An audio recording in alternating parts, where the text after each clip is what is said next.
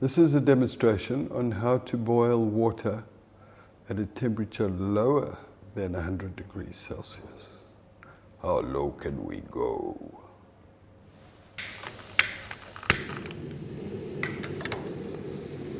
So, I have water from a kettle,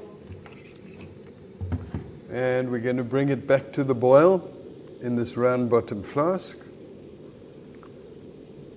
And we're going to let it boil for about half a minute. Then I'm going to take a stopper with a thermometer in, and I'm going to take it off the heat, stopper it. Then I'm going to take it and put it under cold water in a tap and see what happens. What is your prediction? This little pipe here, don't worry about it for the moment. It'll come into effect at the end. So it's beginning to boil, and the question is, where are the bubbles forming? They're forming at the bottom where the heat is. And what are those bubbles made of? Well, it's water particles exploding apart into gas phase. So it's water vapor particles. Very hot. Now I'm going to turn it off and remove the heat. And then I'm going to stopper it.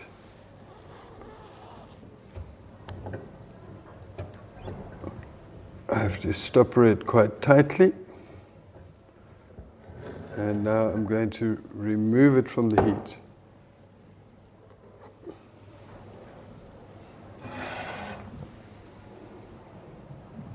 So it is pretty much finished boiling.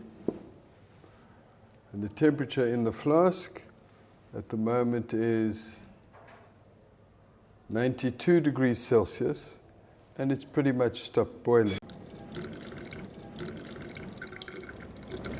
The moment I put it under the cold tap, let's bring it a bit closer, you can see bubbles, this time forming on the surface, not at the bottom.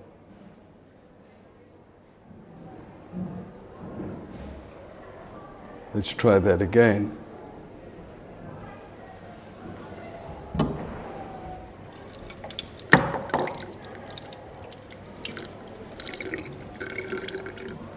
And there we see it boiling quite vigorously again. The temperature in the flask is now at 83 degrees Celsius. Let's see how many times we can do this.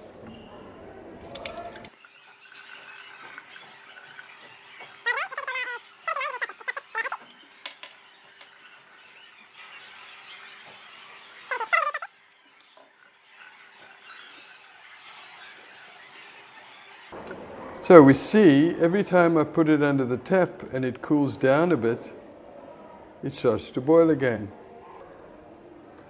Temperature now is at 70 degrees Celsius. This is the temperature where you can just touch something without burning yourself.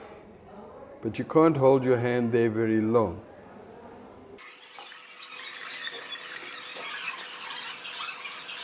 It's getting to the point where I can handle it with my hands.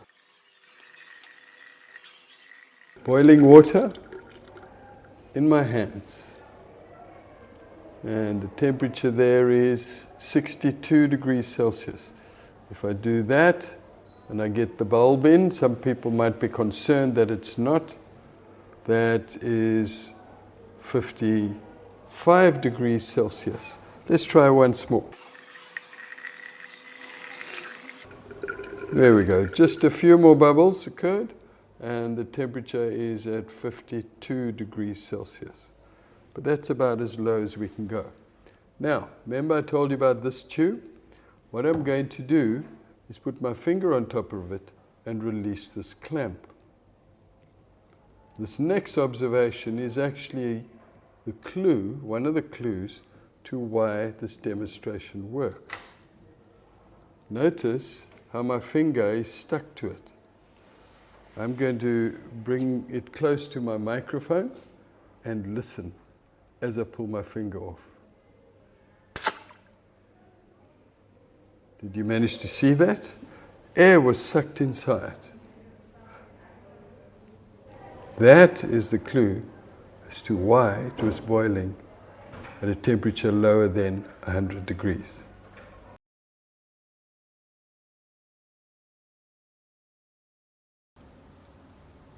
The boiling point is defined as the temperature at which the vapor pressure of the liquid equals the atmospheric pressure above the liquid. So initially we boiled it with an open flask so that it expelled all the air, so that once it was stoppered, it only had water vapor inside the flask. When it was cooled under the tap, the water vapor condensed, thus removing water vapor particles, thus lowering the pressure until it matched the vapor pressure of the liquid, and thus it boiled again. The lowest temperature attained was 52 degrees Celsius. In the other video, it boiled at room temperature, the air sucked out by the vacuum pump, until the pressure was equal to the vapor pressure of the water, and thus it started boiling. What's the effect of altitude on boiling point? Well, as the altitude increases, so the pressure, the air pressure decreases, and thus lowering the boiling point. It's roughly just over 3 degrees Celsius drop per 1,000 meter above sea level.